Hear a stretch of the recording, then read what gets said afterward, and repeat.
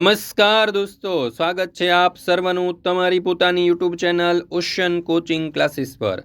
મિત્રો, આજે આપણે ધોરણ 4ની જે સ્વાધ્યાય પોથી છે તેના ભાગ 3ની અંદર આપણને ગણિત વિષયનો જે પાઠ નંબર 8 આપેલો છે ગાડું અને પૈડું, તેનું સચોટ અને સંપૂર્ણ સોલ્યુશન આપણે આ વિડીયોની અંદર જોવાના છે। મિત્રો, આપણે આ ચેનલ ઉપર ધોરણ 4ની સ્વાધ્યાય પોથીના ભાગ 3ની અંદર જેટલા પણ વિષયો આપેલા છે, ગુજરાતી, ગણિત વગેરે, તે દરેક વિષયના દરેક પાઠના સોલ્યુશનના વિડીયો અને પીડીએફ મુકાઈ ચૂક્યા છે।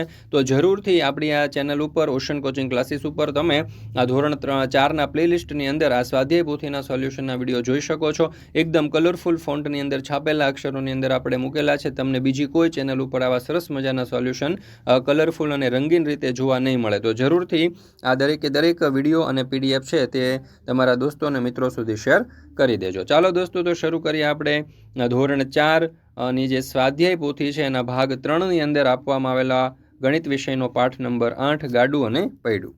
એમાં પ્રશ્ન નંબર 1, માંગ્યા મુજબ જવાબ આપો। પહેલો સવાલ, તમારી આસપાસમાં તમે જોયેલી ગોળ વસ્તુઓના 5 નામ લખો। તો જુઓ, બંગડી, ડીશ, વાટકો, દડો અને સિક્કો। તમે આની સિવાય કોઈ બીજી વસ્તુઓ જોઈ હોય તો એ પણ લખી શકો। બીજું, નીચેનામાંથી ગોળ આકાર કોનો થશે? તો અહીંયા 4 વિકલ્પો આપ્યા છે, એમાંથી સાચો જવાબ આવશે વિકલ્પ એ, બટન। ત્રીજું, તમારા પિતાના બાઇકની ચાવીનો આકાર ગોળ છે, હા કે ના? તો જવાબ આવશે ના। ત્યાર પછી પ્રશ્ન નંબર 2, નીચે આપેલી વસ્તુઓમાં જેનું તળિયું ગોળાકાર હોય તેની નીચેના બોક્સમાં ખરાની નિશાની કરો। ચાલો, ડીશ, તો ડીશનું તળિયું ગોળાકાર હોય તો ખરાની નિશાની। ત્યાર પછી બેગનું તળિયું ગોળાકાર નહીં હોય તો અહીંયા નહીં કરીએ। ત્યાર પછી અહીંયા આપણને સુંડલો આપેલો છે, તો એનું તળિયું ગોળાકાર હોય છે, તો અહીંયા આપણે ખરાની નિશાની કરીશું। કેકનું તળિયું અહીંયા જે છે એનું ગોળાકાર નથી, તો અહીંયા નહીં કરીએ। સ્ટારનું તળિયું પણ ગોળાકાર નથી, અહીંયા એક દાડેમાં આપ્યું છે એનું તળિયું ગોળાકાર છે, તો અહીંયા આપણે ખરાની નિશાની કરી દઈએ। ત્યાર પછી છે પ્રશ્ન નંબર 3, નીચેની ડિઝાઇન જોડી અને વર્તુળ આકાર બનાવો। તો આ ડિઝાઇનને જોડીને આ રીતે વર્તુળ બનશે। અહીંયા અંગ્રેજી મૂળાક્ષરો આપ્યા છે, એને જોડીને આ રીતે બનશે। અહીંયા આ રીતે વર્તુળ બનશે અને આ રીતે આપણે વર્તુળ તૈયાર કરી શકીએ।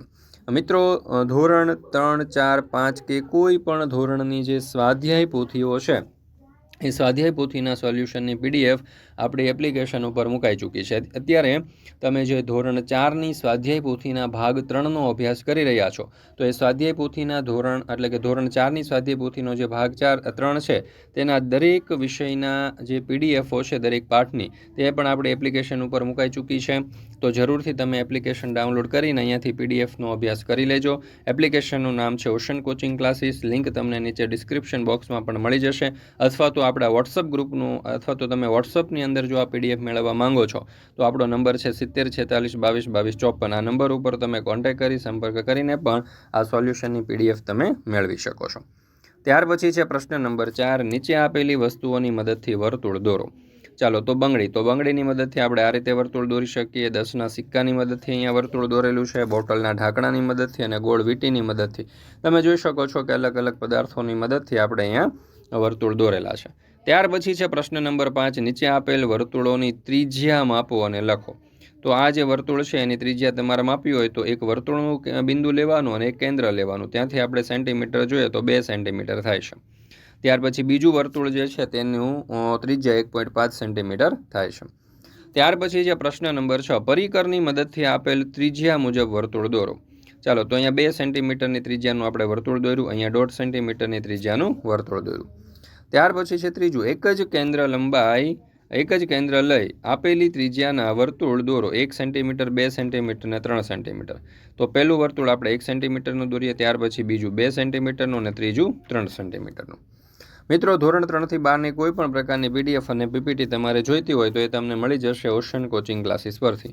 જેમ કે સ્વઅધ્યયન પોથીના સોલ્યુશન છે, સમજૂતી પ્લસ સ્વાધ્યાય છે, ગાલા સ્વાધ્યાય પોથી, પ્રોજેક્ટ પ્રવૃત્તિ, પ્રયોગ પોથી, ભૂગોળ પોથી, અંગ્રેજી ગ્રામર, યુનિટ ટેસ્ટ, આઈએમપી પ્રશ્નો, અસાઇનમેન્ટ કે કોઈ પણ પ્રકારના સોલ્યુશન હોય એની પીડીએફ તમારે વોટ્સઅપ પર જોઈએ તો અહીંયા નંબર આપેલો છે 7046222254। આ નંબર ઉપર કોન્ટેક્ટ કરી શકો છો, અથવા તો આ સોલ્યુશનની પીડીએફ આપણી એપ્લિકેશનમાં પણ મુકાઈ ચૂકી છે, તો એપ્લિકેશન ડાઉનલોડ કરી અહીંયાથી પણ તમે આ સોલ્યુશનની પીડીએફ મેળવી શકો છો।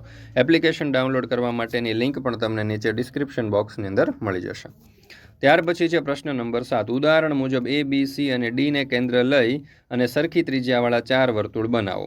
તો અહીંયા તમે જોઈ શકો છો 4 સેન્ટીમીટર, 4 સેન્ટીમીટર અને 4 સેન્ટીમીટરના આપણે 4 વર્તુળો બનાવ્યા છે। ત્યાર પછી છે પ્રશ્ન નંબર 8, નીચે આપેલી વર્તુળની આકૃતિ પરથી ખાલી જગ્યા પૂરો. તો અહીંયા વર્તુળની આપણને આકૃતિ આપેલી છે. એમાં પહેલું વર્તુળનું કેન્દ્ર ખાલી જગ્યા છે, તો જવાબ આવશે O. બીજું આપેલ વર્તુળમાં ખાલી જગ્યા વ્યાસ તરીકે દર્શાવેલ છે, તો એ B. ત્રીજું વર્તુળમાં ખાલી જગ્યા ખાલી જગ્યા ખાલી જગ્યા અને ખાલી જગ્યા ત્રિજ્યાઓ દર્શાવેલ છે, તો AO, OD, OB અને OC.